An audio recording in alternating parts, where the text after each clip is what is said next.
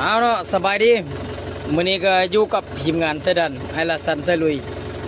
มื้อนี้สิพาทุกคนมาเบิ่งมาแก้หน้างานนี่ทีมงานใดบ่ฮู้ให้มาปะไว้ให้เพิ่นอยู่หั่นพูนอันนั้นตีนให้เพิ่นนั่นปีกายปีก้อนจักกี่ปีแล้วบ่จักแต่เจ้าของให้ว่า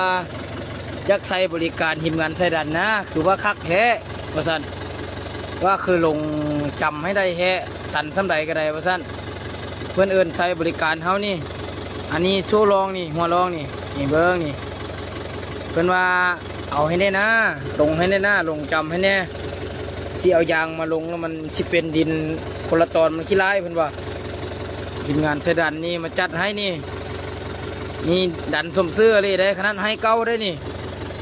เบิ้งให้เก้าจากกี่ปีแล้วนี่ว่าสิบุมีบนดันแล้วยังมีบนดันอยู่ตามเคยสมซื้อหิมงานไซดันให้เด้อนี่แม่นเบิดนี่